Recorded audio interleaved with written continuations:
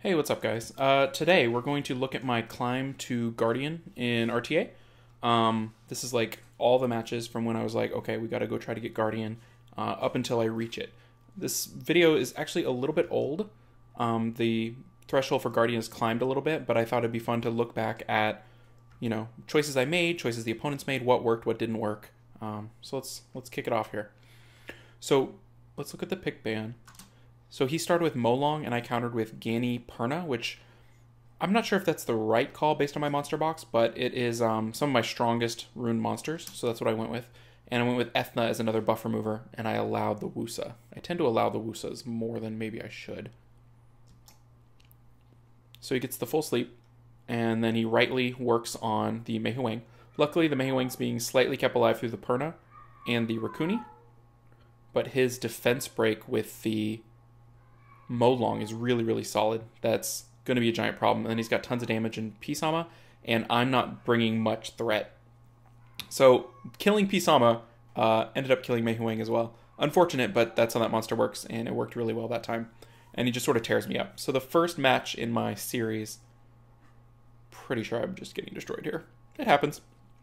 In terms of what I could do differently, I had no real answer for the Hathor. It sort of shows the power of Hathor in that, you can, I'll pause it. You can slow her, you can sort of think that you're going to counter her with a Meihuang and Rakuni because they both can't quite be controlled. But if they bring enough DPS to back it up, they don't care. If they can control half your team for 2 turns, that's enough. So something to keep in mind. Those Hathors, I tend to let them through maybe more than I should.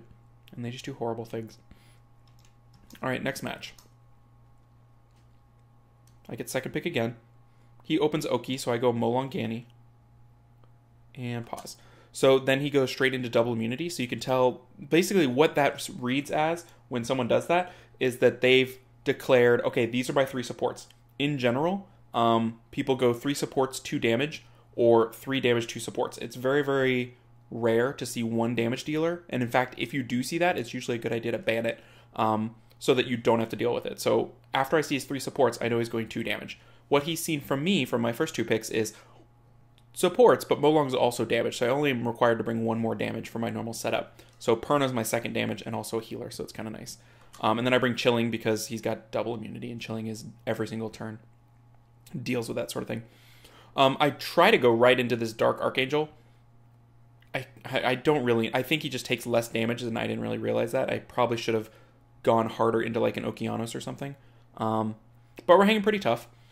Whenever you're fighting an Amelia, if you can, try to punish it in human form. Sometimes it's hard because you have other priority targets, but make them switch. Because there's nothing an Amelia owner likes better than to sit in human form forever while you're not focused. So punish her to the point where she feels like she has to switch. So I was kind of lucky to get the kill there. But that's what you got to do. That's how you punish those things. Kind of just having to take the Okeanos hits here. His damage dealer Fermion didn't do as much as I thought it maybe would, so that was lucky for me. So that was a win. Moving on to the next match.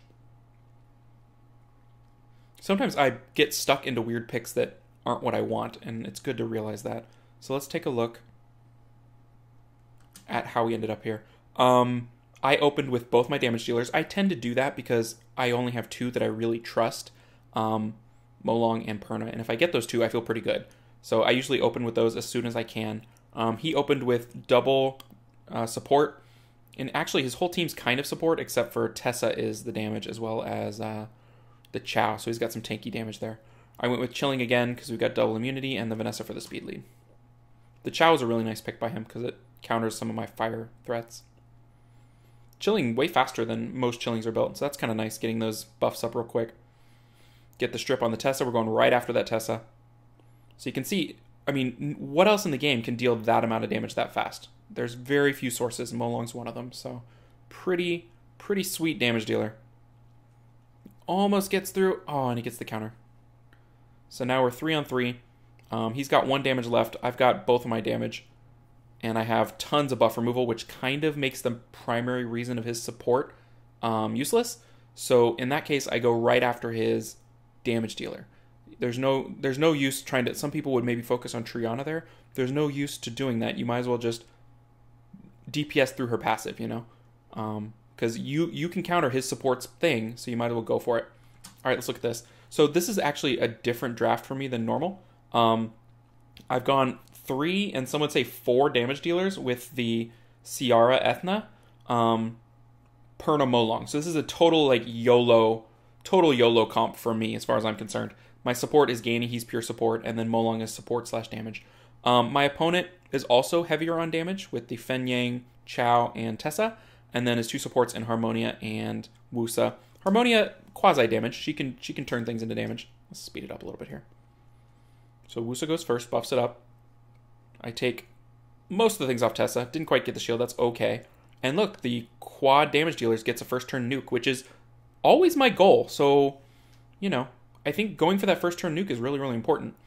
The key to beating this sort of thing, or even using the sort of thing I'm using, is recognizing the opponent's style. So his style is my style, kind of. He's going heavy nuke. So this is possible. If he was going control, nukes are usually pretty easy to control. So I don't think I'd be as successful as he was going heavy control. Like if he was like Hathor, Gani, that heavy control sort of a thing. I think. That's just my theory. And I think that's the area of the game that I'm not very good at, is recognizing what I'm going up against and what counters it, and then picking it, actually doing it in the moment. And you have limited units too, limited units that are ruined up. Like I tend to go through streaks where I don't use an Ethna for whatever reason. All right, so you see a Tiana, it's going to be some sort of nuke team. The only other composition I've seen that runs Tiana, or at least first picks Tiana, is a control team with Gani and Ciara, so you might see that here too.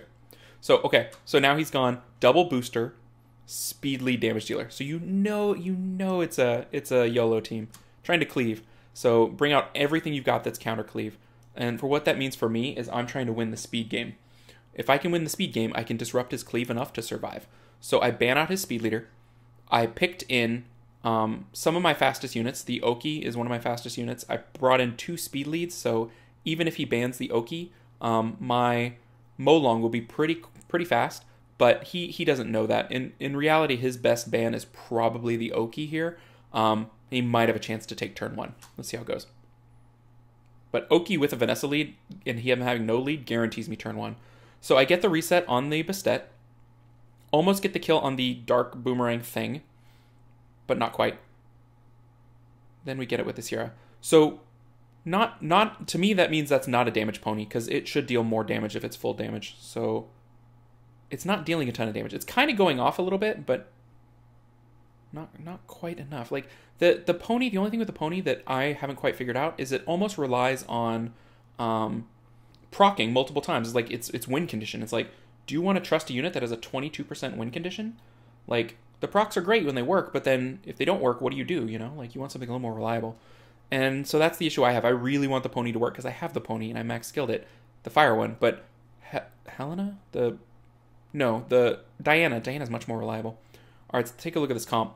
So he's shown an interesting comp. He's got a speed lead. He's got double resist lead. He's got 2 murdering nukes in Molong and that dark thing, whatever its name is. And I countered with a heavy control comp with 2 sources of damage in Ciara and Perna. But it's all control. So if I can get control of the board, I have a good chance. The only issue I see with this comp here is I don't have a strong way to AoE buff remove. And what's my plan? How am I going to AoE buff remove and then control? He comes in with full immunity, which is absolutely the way he should come in with. My Gani manages to remove the will, and then he just boom, 1-2 kill. That's what this team is meant to do. It's a nuke first strike kind of a team, and he executes it really, really well. He's got 3 sources of defense break, which is pretty awesome. The Tessas are always unnaturally tanky for how much damage they do. So the Tessa's always just super tanky. He gets his second kill, working on the Perna, finally get the Tessa, and now we're in some trouble. Tessa's going to get an extra life through Gani if I don't screw up. But I have some work to do. 2v3 with him having 2 defense breaks and 2 massive nukes, and me having no defense break and 1 nuke it's tough.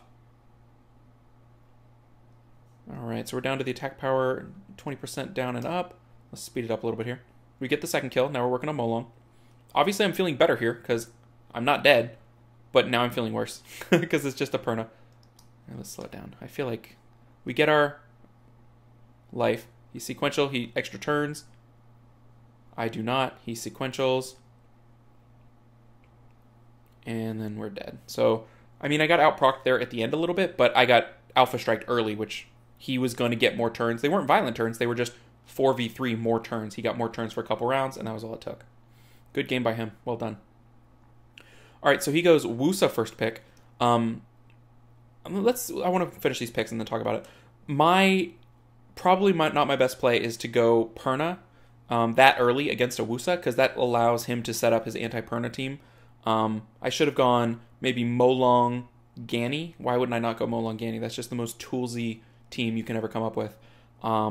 This team is 3 support also with control, and then the Molong Perna is the DPS, and he's got 3 DPS, really good DPS too. Like, he's got the Fen Yang, the Chow, and the Tessa.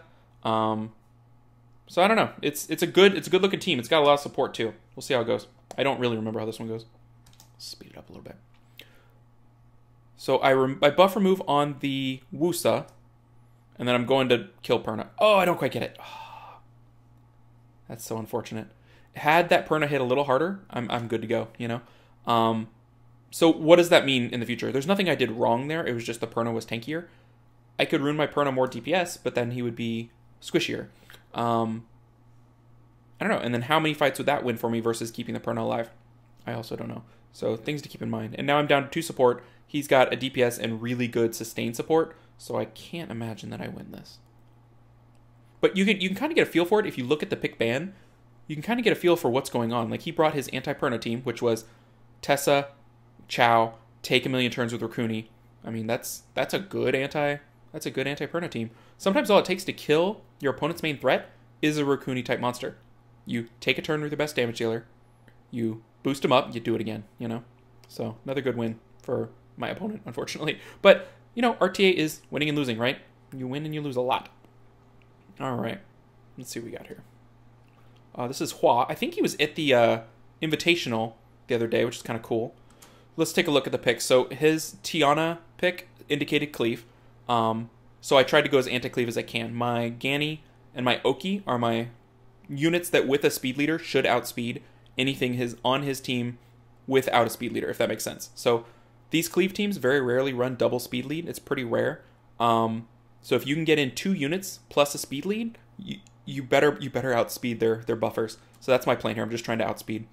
Perna is naturally anti-cleave. And I ban the speed lead because you have to. You don't know which one of his speed buffers is faster. And with some of these players that are really good, they're both fast. Like, they have 300 sets on both their buffers, and they don't really care which one they get. So I had to ban the speed lead. So I get the reset, thank goodness. No attack buff, which it's going to save me. Watch how much damage this does with no attack buff. I mean, he gets my CR to half, my Perna to half, my Oki to a little above half. If that was attack buffed, I'd be in big trouble, especially with this Zyros going next. And look at my units. Only 1 unit outsped his team. It was the Oki. If that Oki doesn't do his job there, I lose. So if the Oki gets resisted, I lose. I mean, that was really, really lucky. And now we start going to work. We start healing with Perna, and we're looking pretty good here. The team he's using here, I don't think is a end of season team. It's a I want to use swords quickly and climb team, because he can get enough wins with that to get where he wants to go, and take a few losses from people like me that can kind of counter it if they're lucky. And for every person like me that picks right and counters it, there's a person who does the same thing and gets resisted and loses, you know? All right, so let's look at the picks. I went with triple damage with Molong, Sierra, Perna, and then Tiana, Vanessa, which is a great never die kind of a team. So I feel pretty good about that team. He's got double resetters, control with Farad, and I guess going for first turn with the what's her name? The Tiana, which I think is probably a mistake, trying to go for that first turn with Tiana. Like, I feel like there's more value in that pick than what he selected. So, I don't know. We'll see. I mean, he's already lost a unit, and the Tiana is defense breaking, basically. Yeah, Yeah, I don't think he quite brought enough damage. I think he was relying on the Gianna for damage, which it can do, but if you can out damage those bombs, they're kind of slow and they generally don't do too much. So that was kind of a nice win. I felt good about that one. So we're up to 1798. Still C3, but getting closer. Mulling first pick. Okay, look. I'm trying to get... He's cleaving again, right? He goes with his double booster. Same kind of thing. So I go double speed lead. Immediately double speed lead.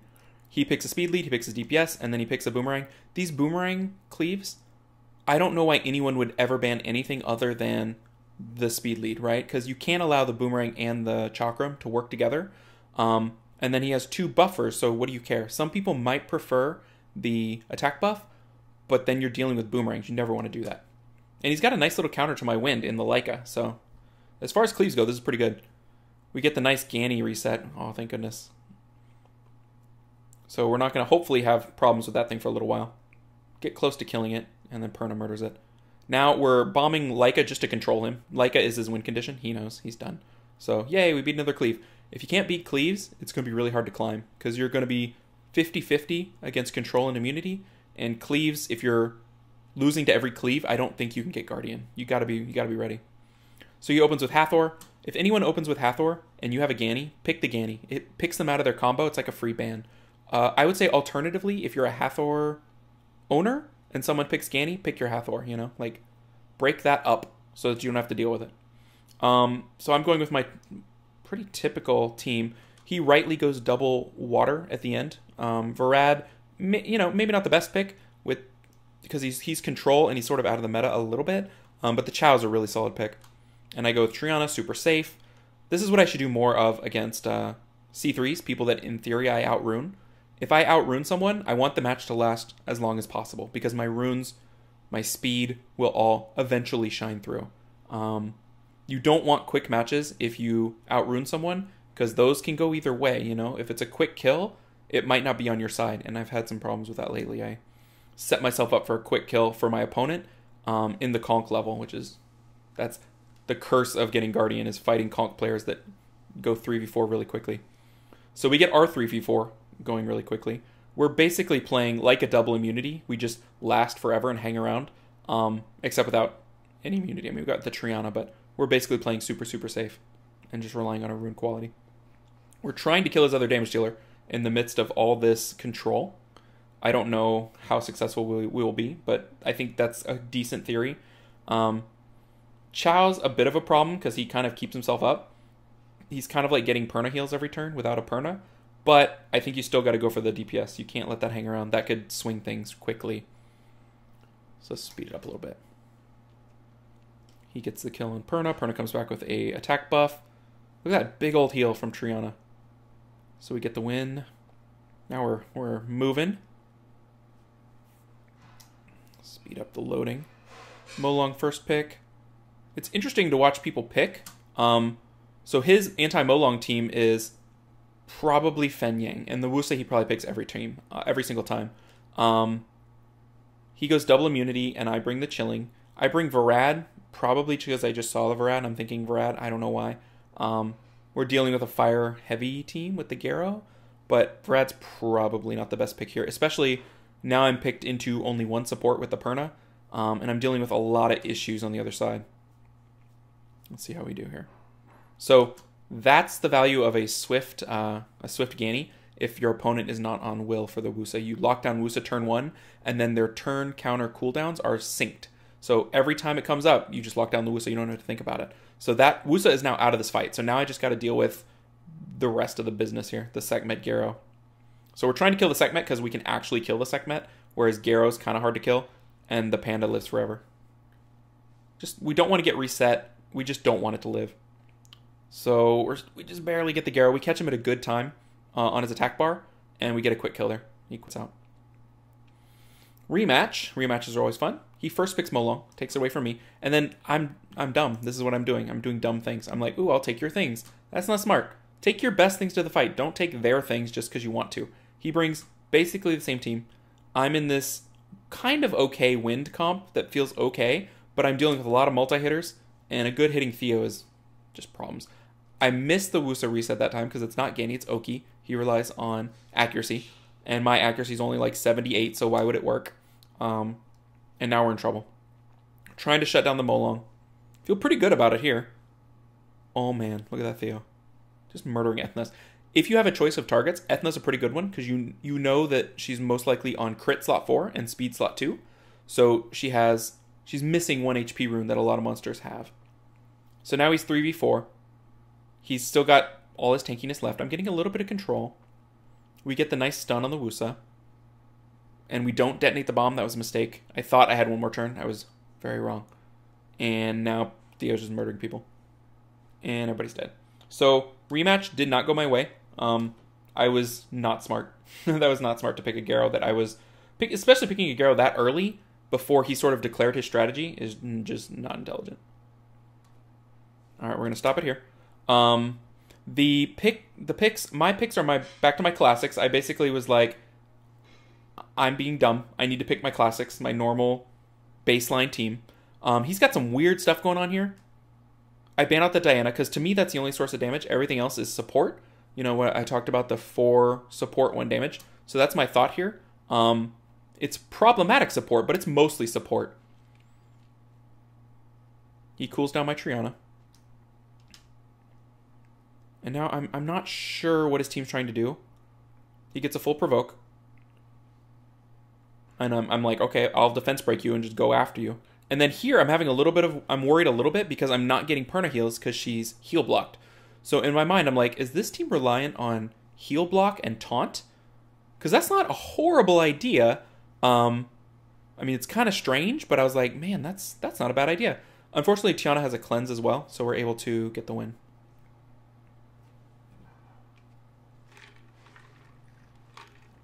Chippy Bunny, first pick Triana. I gotta respect that. All right, this is my favorite match of this entire sequence. Now that I see the picks, I remember it. This is an awesome, awesome match. Just no spoilers. Looking at his team, he's got some interesting things going on. He's running 3 supports. Well, technically 4 supports. The Artamiel's a support with the heal and the buff removal and the stun. But she's also massive damage, which is really annoying, which is probably why she wins so much. The Jaeger is really interesting. He's a super DPS that can't be controlled and just powers up. And then he's running double buffer. It's almost like he's running one of those defense comps, but instead of Bulldozer Copper, he's running Jaeger Artamiel, which is really annoying. So I run Harmonia in counter to that because he's got Wind as his supports, and I'm like, okay, Harmonia will give me immunity. It'll give me some damage, and then I run Perna Molong, kind of standard. I ban the Artamiel because you have to ban Artamiel. It's too good. It's just too good. You got to ban it. We immediately lock down the Triana, which is great, and then we're going to work on the Jaeger. The Jaeger will power up if I do things to his allies. So my plan is we're going to hit this Jaeger 1,000,000 times until he dies. And I think his plan is murder Perna. Pretty sure he just wants to murder Perna because he's all about Perna. So we're working on him. We're hitting him pretty hard. Slow down a little bit. My only worry is the Triana keep him alive thing because you can see how much support he has. He has a cleanse from Olivia. He's got healing from Rakuni. He's got defense buff. He has massive amounts of turns. I cool down the Triana again. And I keep going back to work. Back to work. He's so close, but he's got defense buff. Boo, defense buff. He executes my Perna. She's back.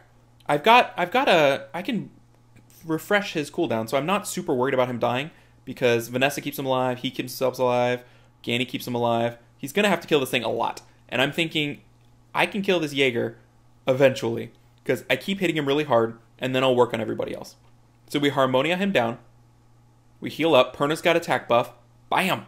And he knows. That was a great match. I hit that Jaeger so many times. I didn't even count. I hit him so many times. So that's where we finished up.